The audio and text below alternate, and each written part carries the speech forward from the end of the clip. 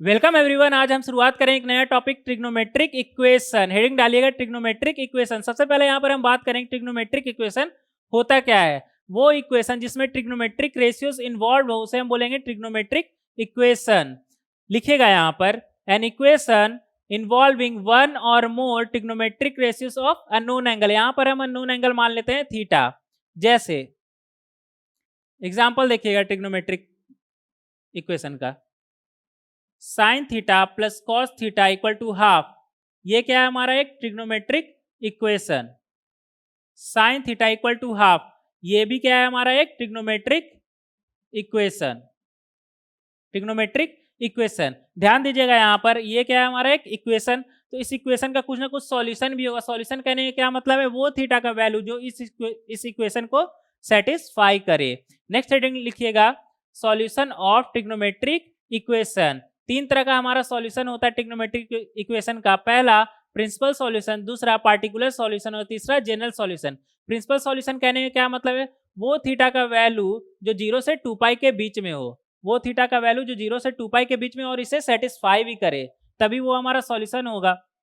Particular solution कहने का क्या मतलब है, किसी एक फिक्स इंटरवल में थीटा का वैल्यू, जैसे आपसे क्वेश्चन में पहले ही दिया हुआ है कि -π/2 से π/2 के बीच का, -π/2 से π/2 के बीच में थीटा का वैल्यू बताइए, तो वो हमारा क्या हो जाएगा एक पार्टिकुलर सॉल्यूशन, मतलब एक गिवन इंटरवल में थीटा का वैल्यू। और जनरल सॉल्यूशन का क्या मतलब है, all possible values of theta.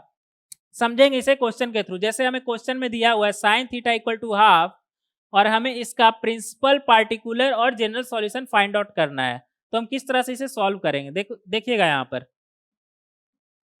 जैसे हमें दिया हुआ है sine theta equal to half और हमें पता है साइन थीटा का वैल्यू हाफ कहाँ पे होता है, π/6। 0 से 2 पाई के बीच अगर बात करें तो कहाँ कहाँ पे होता है, π/6 और π-π/6। कहाँ पे होता है, π/6 और π-π/6। तो इसका प्रिंसिपल सॉल्यूशन हमारा क्या हो जाएगा, π/6 एंड π-π/6, मतलब 5π/6, π/6 एंड 5π/6। पार्टिकुलर सॉल्यूशन का अगर हम बात करें, पार्टिकुलर सॉल्यूशन कहने का क्या मतलब है कि पहले से हमें एक इंटरवल फिक्स दिया हुआ है। जैसे अगर हम मान ले हमें क्वेश्चन में दिया हुआ है इफ थीटा बिलोंग्स टू -π/2 से π/2 और हमें इसका पार्टिकुलर सॉल्यूशन बताना है, मतलब वो थीटा का वैल्यू जो -π/2 से π/2 के बीच में हो। तो यहाँ से हमारा थीटा का वैल्यू क्या आ जाएगा, ये है हमारा 0, ये -π/2 और +π/2। तो हम देख सकते हैं -π/2 से +π/2 में हमारा सिर्फ एक सॉल्यूशन है, कौन सा, π/6। तो ये हमारा क्या हो गया, π/6। तो इस क्वेश्चन का हमारा पार्टिकुलर सॉल्यूशन क्या हो जाएगा, π/6। पार्टिकुलर सॉल्यूशन कहने का क्या मतलब है, -π/2 से π/2 के बीच में थीटा का वैल्यू। नेक्स्ट देखेंगे जनरल सॉल्यूशन। जनरल सॉल्यूशन कहने का क्या मतलब है, all possible values of theta. देखिएगा यहाँ पर ये क्या है हमारा 0 डिग्री, इसे in general positive x axis को हम क्या बोल सकते हैं, 2n पाई।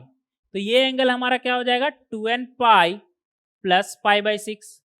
सिमिलरली इसे हम इन जनरल बोल सकते हैं 2n + 1 times of pi, negative x axis को। तो ये वाला हमारा क्या हो जाएगा, 2n + 1 pi minus π/6, 2n + 1 pi minus π/6। तो इन जनरल सॉल्यूशन हम बोल सकते हैं इस इक्वेशन का 2n pi plus π/6 and 2n + 1 pi minus π/6। ये हो गया हमारा जनरल सॉल्यूशन। यहाँ पे n का वैल्यू रखते जाओगे, यहाँ पे लिख लेना, लिख लीजिएगा यहाँ पे n belongs to integer, where n belongs to integer. n का वैल्यू हम 1 2 3 रखते जाएंगे और हमें सॉल्यूशन मिलते, थीटा का हर वैल्यू मिलते जाएगा यहाँ से। तो इस तरह से हम प्रिंसिपल, पार्टिकुलर और जनरल सॉल्यूशन फाइंड आउट कर सकते हैं। बस हमें ध्यान ये रखना है कि प्रिंसिपल सॉल्यूशन मतलब थीटा, वो थीटा का वैल्यू जो 0 से 2 पाई के बीच में हो।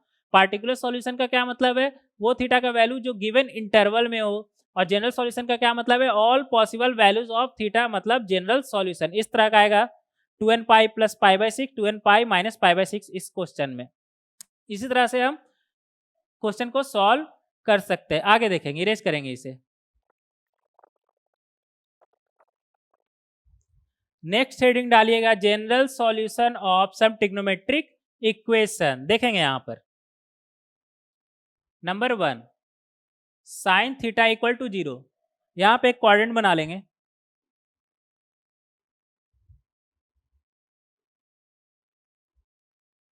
पॉजिटिव एक्स एक्सिस को इन जनरल हम क्या बोल सकते हैं 2n पाई, और निगेटिव एक्स एक्सिस को क्या बोल सकते हैं हम ऑड मल्टीपल ऑफ पाई। ये 2n पाई है तो ये हमारा क्या हो जाएगा 2n pi plus pi by 2, 2n pi plus pi by 2। अगर इसमें से हम पाई बाई 2 कॉमन ले ले तो ये हमारा बन जाएगा 4n plus 1 times of pi by 2, और ये हमारा क्या बन जाएगा 2n pi minus pi by 2, 2n pi minus pi by 2। अगर इसमें से हम पाई बाई 2 कॉमन ले ले तो ये हमारा बन जाएगा 4n minus 1 times of pi by 2। X axis को इन जनरल हम क्या बोल सकते हैं n पाई। एक्स एक्सिस को यहां पे लिख लीजिएगा, एक्स एक्सिस को इन जनरल हम क्या बोल सकते हैं इवन, नीचे ही कर लीजिएगा, even multiple of pi by 2, मतलब 2n times of pi by 2। 2 cancel हो जाएगा, क्या बचेगा हमारे पास n पाई। और y एक्सिस को हम क्या बोल सकते हैं in general odd multiple of pi by 2, मतलब 2n plus 1 times of pi by 2। नीचे शायद नहीं आ रहा होगा, ऊपर ही लिख लीजिएगा इसे।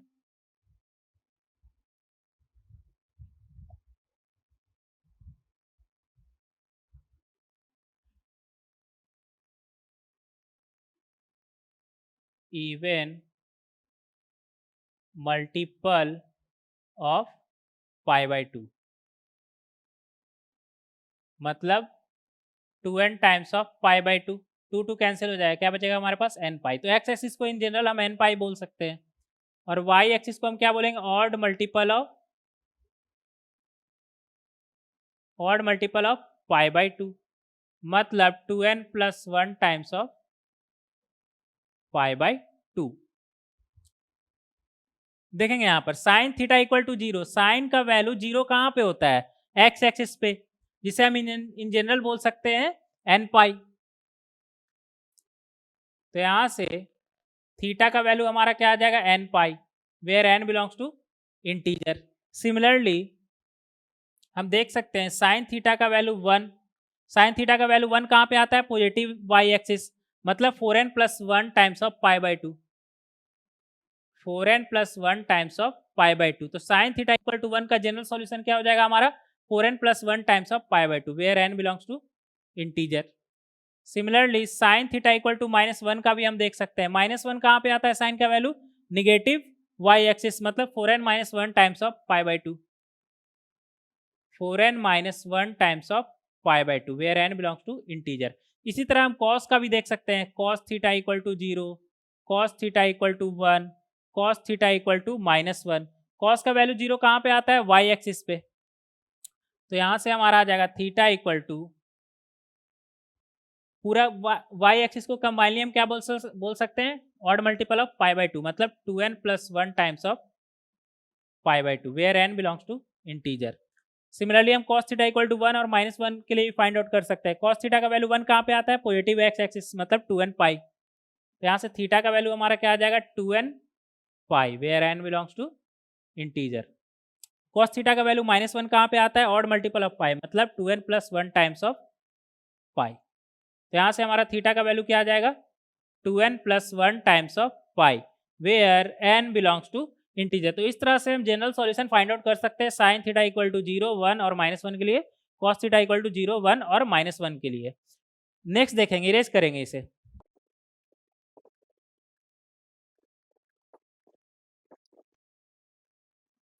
देखिएगा यहां पर number 3 sine theta equal to, अगर मान लीजिए हमें साइन अल्फा दे रखा है, समझेंगे इसे एग्जांपल के थ्रू।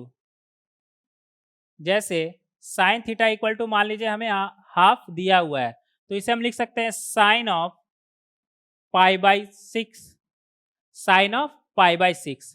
साइन का वैल्यू हाफ कहाँ पे होता है देखेंगे यहाँ पर, पाई बाई 6। अगर 0 से 2 पाई के बीच बात करें तो कहाँ पे होता है हमारा पाई बाई 6, और दूसरा कहाँ पे होता है पाई minus pi by 6, pi minus pi by 6। तो यहाँ से अगर प्रिंसिपल सॉल्यूशन का हम बात करें तो हमारा क्या हो जाएगा पाई by 6 and pi minus pi by 6। लेकिन अगर इन जनरल सॉल्यूशन का हम बात करें तो हमारा क्या हो जाएगा, ये 2n पाई है तो ये कितना हो जाएगा हमारा 2n pi plus pi by 6, और ये हमारा कितना हो जाएगा 2n pi minus pi by 6, 2n pi minus sorry odd multiple of pi minus pi by 6, 2n plus 1 pi minus pi by 6। तो यहाँ से हम कह सकते हैं theta equal to 2n pi plus pi by 6 और 2n plus 1 pi minus pi by 6 where n belongs to integer, where n belongs to integer. ध्यान दीजिएगा यहाँ पर अगर पाई बाई 6 के जगह हमारा अल्फा होता तो ये हमारा क्या हो जाता है theta equal to 2n pi plus alpha और 2n plus 1 pi minus alpha. तो यहाँ से हम कह सकते हैं अगर sine theta equal to sine alpha है तो थीटा का वैल्यू हमारा क्या आ जाएगा 2n पाई प्लस अल्फा और 2n plus 1 pi minus alpha where n belongs to integer. इसे हम दूसरे तरीके से ऐसे भी लिख सकते हैं n पाई प्लस माइनस 1 का power n alpha where n belongs to integer. जब n हमारा इवन टाइप होगा तो ये माइनस 1 का पावर इवन क्या बना देगा प्लस अल्फा, और जब n हमारा ऑड टाइप होगा तो ये हमारा क्या बना देगा माइनस अल्फा। तो जब इवन होगा तो ये हमारा बन जाएगा इस फॉर्म में आ जाएगा, और जब n हमारा ऑड होगा तो ये माइनस अल्फा हो जाएगा, मतलब ये वाला भी आ जाएगा और ये वाला भी आ जाएगा। तो इन दोनों कंबाइनली हम लिख सकते हैं n पाई प्लस माइनस 1 का power n times of alpha. मतलब पॉजिटिव अगर 2n पाई हुआ तो ये ऑटोमेटिक प्लस अल्फा हो गया, ये n अगर हमारा इवन होगा तो ये ऑटोमेटिक प्लस अल्फा हो जाएगा, n अगर हमारा ऑड होगा तो ऑटोमेटिक माइनस अल्फा हो जाएगा। तो प्लस वाले से ये वाला आ जाएगा हमारा, माइनस वाले से ये वाला आ जाएगा। तो इस तरह से हम general solution sine theta equal to sine alpha का फाइंड आउट कर सकते हैं। यहाँ पे एक चीज और लिख लीजिएगा, where alpha belongs to minus pi by 2 से पाई बाई 2, नोट कर लीजिएगा इसे, where alpha belongs to minus pi by 2 से पाई बाई 2। तो इस तरह से sine theta equal to sine alpha का जनरल सॉल्यूशन हम फाइंड आउट कर सकते हैं। नेक्स्ट देखेंगे cos theta equal to cos alpha का जनरल सॉल्यूशन। इरेज करेंगे इसे,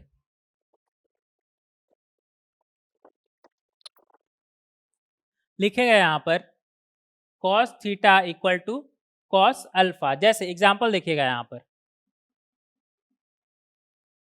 कॉस थीटा इक्वल टू मान लीजिए हमें हाफ दिया हुआ है तो इसे हम लिख सकते हैं cos of pi by 3, cos of pi by 3। देखेंगे यहाँ पर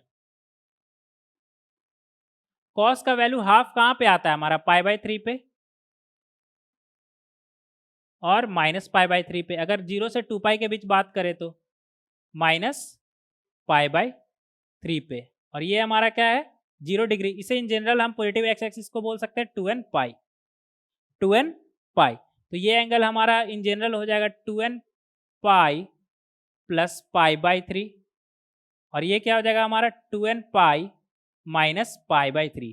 तो इसका इन जनरल सॉल्यूशन हम बोल सकते हैं 2n pi plus pi by 3 and 2n pi minus pi by 3। तो ये हमारा बन जाएगा 2n pi plus minus of pi by 3। जब यहाँ पे एंगल हमारा पाई बाई 3 है तो ये आ रहा है 2n pi plus minus of pi by 3। तो यहाँ पे अगर एंगल अल्फा रहता तो वो हमारा क्या आता है यहाँ पे 2n pi plus minus of alpha where n belongs to integer.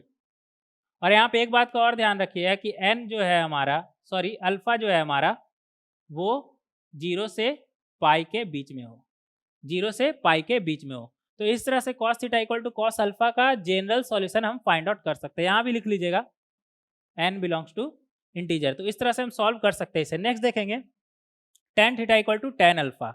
Erase करेंगे इसे,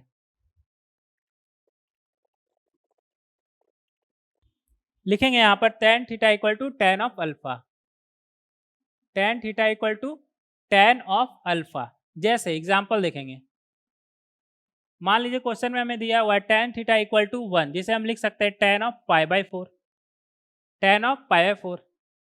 क्वाड्रेंट बना के हम देख सकते हैं 0 से 2 पाई के बीच थीटा का tan थीटा इक्वल टू 1 कहाँ पे आता है, पहला पाई बाई 4 पे और दूसरा पाई प्लस पाई बाई 4 पे। इसे हम इन जनरल बोल सकते हैं 2n पाई, तो ये हमारा क्या हो जाएगा 2n pi plus pi by 4, 2n pi plus pi by 4, और ये हमारा क्या हो जाएगा 2n plus 1 pi plus pi by 4। मतलब x axis plus pi by 4, in general x axis को हम क्या बोल सकते हैं n पाई। तो यहाँ से हमारा आ जाएगा theta equal to x axis मतलब n pi plus pi by 4, x axis plus pi by 4, x axis plus pi by 4। यहाँ पे हम लिख देंगे where n belongs to integer. तो इस तरह से tan theta equal to tan alpha का जनरल सॉल्यूशन हम फाइंड आउट कर सकते हैं। जब यहाँ पे पाई बाई 4 है तो हम क्या लिख रहे हैं n पाई प्लस पाई 4, लेकिन अगर यहाँ पे अल्फा रहता तो हम क्या लिखते n pi plus of alpha. तो यहाँ पे हमारा क्या बन जाएगा theta equal to n pi plus alpha where n belongs to integer, और अल्फा हमारा कैसा होना चाहिए माइनस पाई बाई 2 से पाई बाई 2। अल्फा कैसा होना चाहिए माइनस पाई बाई 2 से पाई बाई 2। तो इस तरह से जनरल सॉल्यूशन हम फाइंड आउट कर सकते हैं tan theta equal to tan alpha के लिए। आगे देखेंगे, इरेज करेंगे इसे, आगे देखेंगे। अब हम यहाँ पर देखेंगे क्वेश्चन सॉल्व करते वक्त कुछ गलती हो जाता है हमसे, तो जो जो गलती होने वाला है अगर उसे हम पहले ही जान ले तो हमारा गलती होने का चांस कम हो जाएगा। तो कुछ प्रिकॉशंस लिखेंगे यहाँ पे, हेडिंग डालिएगा प्रिकॉशंस वाइल सॉल्विंग प्रॉब्लम्स या फिर while solving trigonometric equation. Number 1, अगर मान लीजिए आपको क्वेश्चन में साइन थीटा इक्वल टू के या फिर कॉस थीटा इक्वल टू के दिया हुआ है, तो हम सबसे पहले चेक करें कि ये साइन थीटा हमारा रेंज में है या नहीं, मतलब k का वैल्यू -1 से 1 के बीच में है या नहीं। अगर नहीं होगा तो वहां से हम डायरेक्ट बोल सकते हैं कि यहाँ पे इसका कोई सॉल्यूशन नहीं आने वाला है। जैसे अगर मान लीजिए cos थीटा इक्वल टू हमारा है 3/2, तो सबसे पहले हम क्या चेक करें कि इसका जो वैल्यू है cos थीटा का वैल्यू वो -1 से 1 के बीच में है या नहीं। तो cos थीटा का वैल्यू क्या है हमारा 3/2 मतलब 1.5, और यहाँ से हम क्लियरली देख सकते हैं cos थीटा का वैल्यू -1 से 1 के बीच में नहीं है, 1.5 1 से बड़ा होता है। तो यहाँ से हम डायरेक्ट बोल सकते हैं no solution, no solution answer. तो हम यहाँ पे सबसे पहले चेक कर लेंगे कि साइन थीटा इक्वल टू अगर k या फिर cos theta equal to k दे रखा है तो k हमारा -1 से 1 के बीच में हो। नंबर 2, स्क्वायर करने से बचेंगे हम, बोथ साइड स्क्वायर करने से बचेंगे, क्योंकि जब हम स्क्वायर करते हैं तो वहां पे हमारा कुछ एक्स्ट्रा सॉल्यूशन आ जाता है। समझेंगे इसे एग्जांपल के थ्रू, देखिएगा यहाँ पर।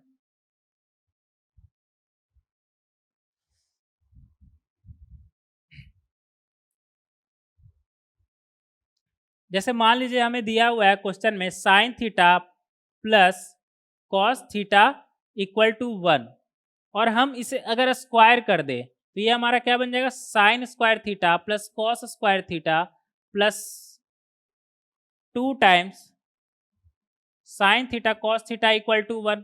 इसे सॉल्व करने के लिए अगर मान लीजिए हम इसे स्क्वायर कर देते तो क्या होने वाला है वो देखेंगे यहाँ पर। ये हमारा क्या बन गया sine theta plus cos square theta plus 2 times sine theta cos theta equal to 1।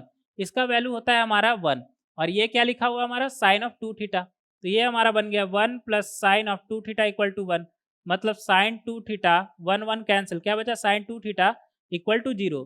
और हमें पता है साइन का वैल्यू 0 कहाँ पे होता है n पाई पे, तो यहाँ से 2 थीटा का वैल्यू क्या आ गया n पाई, n पाई। तो यहाँ से थीटा का वैल्यू हमारा क्या आ जाएगा n pi by 2।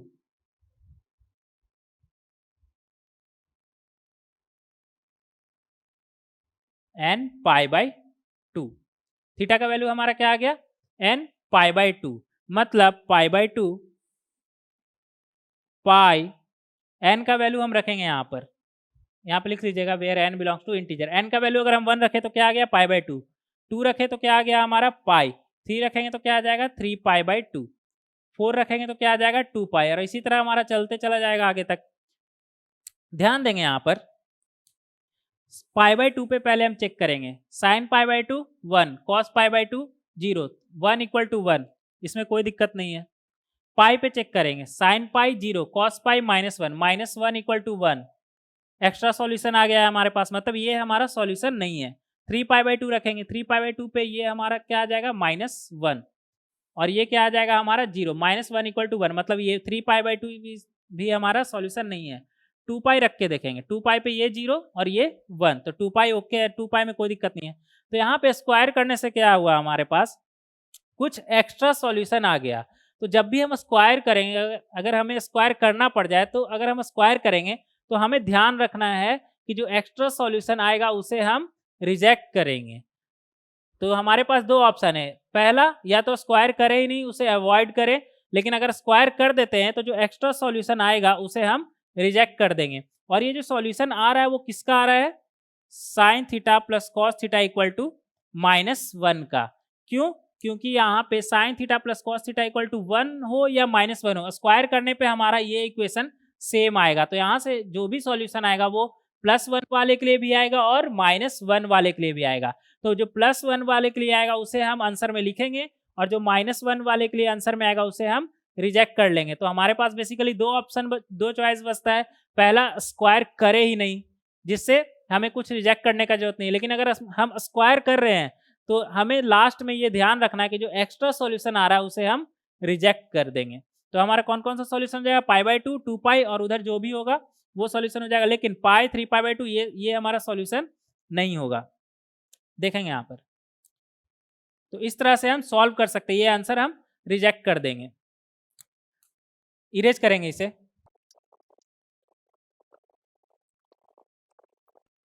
Third number लिखिएगा, do not cancel common factor from both side of the equation. Reason, क्योंकि जब हम कॉमन फैक्टर को कैंसिल करते हैं बोथ साइड से तो कुछ सॉल्यूशन हमारा, मतलब कुछ थीटा का वैल्यू हमारा छूट जाता है। समझेंगे इसे एग्जांपल के थ्रू।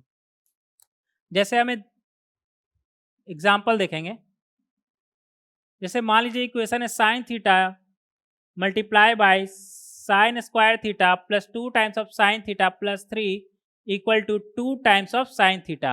अगर हम यहाँ पे कॉमन वेरिएबल फैक्टर मतलब साइन थीटा को अगर कैंसिल कर दे बोथ साइड तो हमारा कुछ सॉल्यूशन छूट जाता है। समझेंगे इसे। फिलहाल अभी हम कैंसिल नहीं करते हैं इसे, तो ये हमारा क्या बन जाएगा, sign theta sine square theta plus 2 sine theta plus 3, और 2 साइन थीटा को इस तरफ ले आए तो क्या बन जाएगा, -2 times of sine theta equal to 0। Sine theta यहाँ पे हम कॉमन ले तो अंदर में क्या बचेगा, sign square theta plus 2 sine theta plus 3, और इधर क्या बन जाएगा -2 इक्वल टू 0। तो यहाँ से हमारा क्या आ गया, sine theta sine square theta plus 2 sine theta plus 1 equal to 0। मतलब sine theta multiply by sine theta plus 1 का होल स्क्वायर इक्वल टू 0। तो यहाँ से हमारा दो आ जाएगा, पहला साइन थीटा इक्वल टू 0 हो जाए या फिर साइन थीटा प्लस 1 हमारा 0 हो जाए। तो जब साइन थीटा हमारा 0 होगा तो यहाँ से हम बोल सकते हैं theta equal to n pi. Sine का वैल्यू 0 कहाँ पे होता है, n पाई पे। लेकिन अगर हमारा sine theta plus 1 equal to 0 हो जाए तो यहाँ से साइन थीटा का वैल्यू क्या आ रहा है, -1, और साइन का वैल्यू -1 कहाँ पे आता है, 2n pi minus pi by 2 पे, 2n pi minus pi by 2 पे, पाई माइनस पाई बाई 2 पे कहाँ पे आता है, 2n pi minus pi by 2 पे। अब यहाँ पे ध्यान दीजिएगा, अगर साइन थीटा को आपने शुरू में ही कैंसिल कर दिया होता तो ये वाला सॉल्यूशन हमारा नहीं आता, थीटा इक्वल टू n पाई हमारा नहीं आता। इसलिए हमेशा ध्यान रखिएगा कि कॉमन फैक्टर को हम कैंसिल ना करें। तो यहाँ पे भी आपके पास दो चॉइस बचता है, पहला आप कैंसिल करें ही नहीं, उसे इन तक कैरी करें और जो सॉल्यूशन आएगा फिर वहां पे हम आंसर लिख देंगे। दूसरा चॉइस आपके पास ये बचता है कि आप कैंसिल कर दें, लेकिन साइड में कहीं पे आप नोट करके लिख लें कि ये वैल्यू 0 भी हो सकता है। इस केस में नोट करके लिख ले साइन का वैल्यू 0 भी हो सकता है, और आपका जो भी आंसर आएगा उसमें लास्ट में इसका वैल्यू भी आप ऐड कर दीजिएगा, मतलब यहाँ से जो थीटा आएगा उसको भी ऐड कर दिया है। तो दो चॉइस है आपके पास, पहला कैंसिल करे ही नहीं कॉमन वेरिएबल फैक्टर को, लेकिन अगर कैंसिल कर देते हैं तो आप अलग से साइड में कहीं पे नोट करके रख ले, जिससे आपको क्वेश्चन सॉल्व करते वक्त लास्ट में याद रहे कि इसका एक ये भी सॉल्यूशन आ सकता है। तो इस तरह से हमें ध्यान रखना है इन बातों का। एक और एक्स्ट्रा पॉइंट है, फोर्थ पॉइंट, उसमें हमें ध्यान रखना है कि हमें कोई भी ऐसा थीटा का वैल्यू सिलेक्ट नहीं करना है जिससे कोई भी हमारा एक टर्म अनडिफाइंड या नॉट डिफाइंड या फिर इन्फिनिटी टाइप बन जाए। जैसे समझेंगे इसे क्वेश्चन के थ्रू, देखिएगा यहाँ पर हमें कोई भी ऐसा थीटा का वैल्यू नहीं सिलेक्ट करना जिससे हमारा टर्म कोई भी एक टर्म अनडिफाइंड या फिर इन्फिनिटी की तरफ जाए। जैसे समझेंगे, जैसे मान लीजिए एग्जांपल देखेंगे यहाँ पर, sine 3 theta upon sine theta का हमें जनरल सॉल्यूशन फाइंड करना है। Sine 3 theta upon sine theta equal to 0 का हमें जनरल सॉल्यूशन फाइंड आउट करना है। इसे हम लिख सकते हैं sine of 3 theta equal to 0। इसका वैल्यू 0 कब होगा? जब हमारा न्यूमरेटर 0 होगा, मतलब साइन 3 थीटा इक्वल टू 0। और साइन का वैल्यू 0 कहाँ पे होता है? एन पाई पे। तो यहाँ से 3 थीटा क्या आ गया हमारा? N pi, where n belongs to integer. तो थीटा का वैल्यू हमारा क्या आ जाएगा? N pi by 3। N pi by 3 मतलब एन का वैल्यू जब 1 रखेंगे तो क्या आ जाएगा? पाई बाई 3। 2 रखेंगे तो 2 पाई बाई 3। 3 रखेंगे तो पाई। 4 रखेंगे तो 4 पाई बाई 3। 5 रखेंगे तो 5 पाई बाई 3। 6 रखेंगे तो 2 पाई। इसी तरह हमारा चलते चला जाएगा। लेकिन हमें एक बात का ध्यान रखना है कि हमें थीटा का ऐसा कोई भी वैल्यू आंसर में सिलेक्ट नहीं करना है जिससे हमारा टर्म नॉट डिफाइंड या इन्फिनिटी की तरफ टेंड करे। इस टर्म में अगर हम देखेंगे इसका वैल्यू 0 कब होगा? जब डिनोमिनेटर 0 होगा। लेकिन साथ ही साथ हमें यह भी ध्यान रखना है कि डिनोमिनेटर हमारा 0 ना हो। डिनोमिनेटर 0 ना हो मतलब साइन थीटा का वैल्यू 0 ना हो। साइन थीटा का वैल्यू 0 ना हो, क्योंकि अगर साइन थीटा 0 हो गया तो ये हमारा नॉट डिफाइंड बना देगा। तो साइन थीटा का वैल्यू 0 ना हो मतलब थीटा एन पाई टाइप नहीं हो, थीटा एन पाई टाइप ना हो। तो यहाँ से जो थीटा का वैल्यू आया उसमें से हम एन पाई टाइप रिजेक्ट कर देंगे, मतलब पाई रिजेक्ट कर देंगे, 2 पाई रिजेक्ट कर देंगे, थीटा ये 3 पाई रिजेक्ट कर देंगे, 4 पाई रिजेक्ट कर देंगे। तो उस तरह का हम आगे रिजेक्ट करते चले जाएंगे। तो हमारा कौन कौन सॉल्यूशन आ जाएगा? पाई by 3, 2 pi by 3, 4 pi by 3, 5 pi by 3 और इस तरह आगे भी। तो इस तरह से हमें ध्यान रखना है कि ऐसा कोई भी वैल्यू सिलेक्ट न करे जिससे हमारा टर्म अनडिफाइंड हो जाए। देखेंगे इसी में एक नंबर 2, जैसे अगर मान लीजिए हमारा क्वेश्चन में दिया हुआ है टेन थीटा या फिर सेक थीटा इन्वॉल्व है, टेन थीटा या फिर सेक थीटा इन्वॉल्व है। तो इस केस में हम ध्यान रखेंगे कि थीटा हमारा odd multiple of pi by 2 ना हो, क्योंकि यहाँ पे टेन और सेक डिफाइंड नहीं होता है। तो अगर मान लीजिए हम सॉल्व कर रहे हैं, सॉल्व करते वक्त हमारा आंसर में ये भी इंक्लूडेड है odd multiple of pi by 2, तो हम उसे रिजेक्ट कर देंगे अगर टेन थीटा और सेक थीटा क्वेश्चन में इन्वॉल्व है। तो अगर कॉट थीटा या फिर कॉसेक थीटा इन्वॉल्व है तो हम एन पाई टाइप रिजेक्ट कर देंगे। तो आंसर में अगर हमारा एन पाई टाइप आंसर आ रहा है तो उसे हम रिजेक्ट कर देंगे, where n belongs to integer. तो इन बातों का हमें ध्यान रखना है कि कोई भी ऐसा थीटा का वैल्यू हम सिलेक्ट ना करें जिससे हमारा कोई एक टर्म नॉट डिफाइंड हो जाए। नेक्स्ट लेक्चर वीडियो में कंटिन्यू करेंगे कुछ क्वेश्चन से। मिलते हैं नेक्स्ट लेक्चर वीडियो में।